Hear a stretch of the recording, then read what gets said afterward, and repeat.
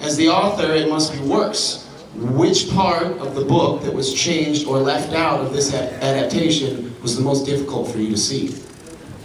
I think, I don't know, it's not difficult to see because it's the script phase, I think, where you miss things the most. I miss Walter. I miss soccer. Those are probably my top two. But I think it's actually a little easier as the author doing the adaptation because for me anyway, with this one, I was really involved, and so anytime there was a sacrifice, they would say, what do you think? And it's always a matter of like, which one are you going to give up if you keep that? And I think all the best parts ended up in. This question is a Max-Jake combo question. How long did it take for, this is from Bernard, he wants to know how long it took for you guys to develop a chemistry and a bond on set? We were really lucky to have something that I know I've never had on a film before, was 2 weeks of rehearsal beforehand. That really allowed us to come together and create this cave mentality of survival. And those 2 weeks were really, really solid. And we were led by William Hurt, who not only played...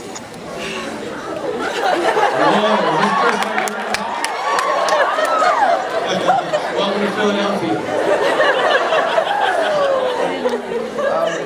Right, Alright, let's let him answer. We were led by William Hurt, who not only played Jeff as the leader of the cave, but he was also the leader, our spiritual leader, our captain, who pushed us through rehearsals and was an inspiration. Jeb is William Hurt. There's no differentiation. No, absolutely the same person. This is a good follow-up question from Cherish. This is a question for Max. What is your process for pulling off an American accent so well? Thank you very much. That's very nice. It's very boring. It just involves sitting in front of a mirror with a book, making strange, irritating noises for hours. Yeah. Repetition. Stephenie? I came up with the idea when I was on a road trip and I was really, really bored. And as a kid, I used to tell myself stories. I think that's probably the genesis of me as a storyteller, and then later a writer, was I just would tell myself stories on long, boring trips to keep myself from going crazy with the boredom. And so this one, I just was driving through the desert and started thinking about this idea of the complicated relationship that happens here, and ran with it. From Dr. Andy. If a totalitarian government burns all of your books and you can only save one for your children, which book do you choose? Oh, that one's easy. My children are all boys, so it's The Host. No question. Alright, this is Larissa. This is a question for Jake. What challenges did you face when shooting the movie? And Jake, have you checked out JakeAbelOnline.com? So do you know about your own fan sites? I can't say that I do. You gotta stalk yourself, Do I have to stalk? I'm gonna Google myself as soon as I leave here. What was the first question? What was the hardest part? Yeah, what were the challenges when shooting this film? Working with this English jerk. Every day.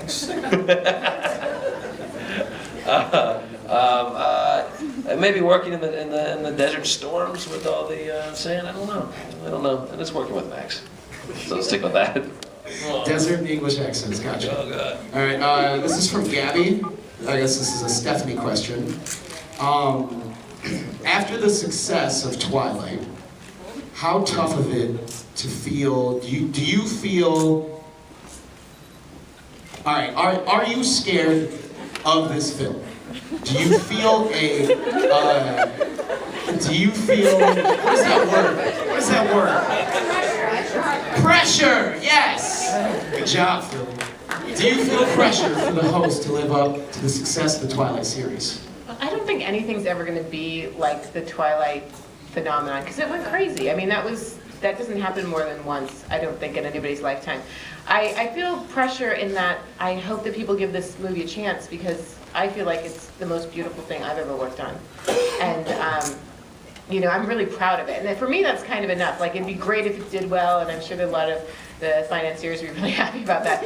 But for me, I just wanted it to be something that I could really feel good about, and it truly is. So I'm happy with what we did. The results of the box office don't matter to me as much as that.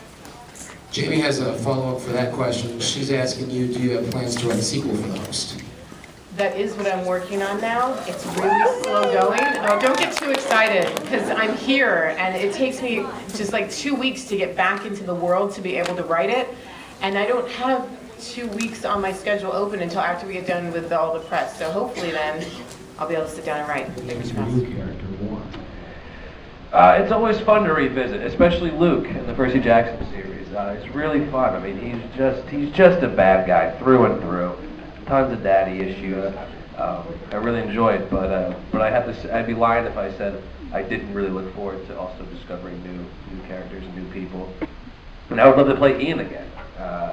So get writing, Stephenie. Am I right? You know, he might die in the next one now. Whatever. I'm busy. Percy Jackson. So. Eli has a follow-up for Jake and Max. What do you suggest for any young people that are looking to get into acting for their first big break? Somebody said don't. It's sort of good advice, but no, if you really want to do it, just keep going.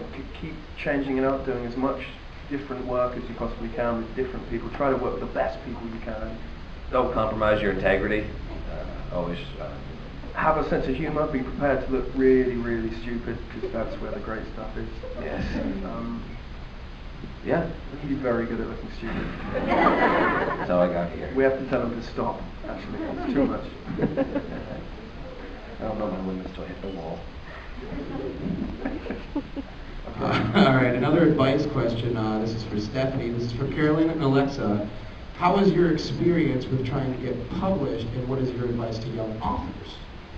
Mine was actually, I was really lucky because I am a little bit of a quitter, and rejection is a big scary thing, and I felt very sure that I was going to be rejected quite harshly. So I sent out one round of letters. When you write a book, you write letters to literary agents, and you send it off, and you hope they're interested. And I got 9 rejections and 1 let's have a look at it. I think if it had been 10 rejections, I probably would not have done anything else. So that's not how to do it, because I have a good friend, writer Shannon Hale, who I had a laminated roll of all the rejection letters she got when she got started. She can roll that thing down a 2-story staircase and just keeps on going.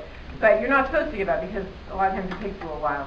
I always tell people, when you're writing, though, don't think about that part. Don't write to impress someone else or to get published or to be famous. Those are all really bad reasons. Write because you're excited about the story and it makes you happy. And if it brings you pleasure and enjoyment just for the sake of that story, then someone else might feel the same way. They might not. But if they don't, you still got all the fun out of it that you got, which is worth something right there. Then publish it. When it's all done, then look into it. Cool. Well, on behalf of Philadelphia and Wire 96.5,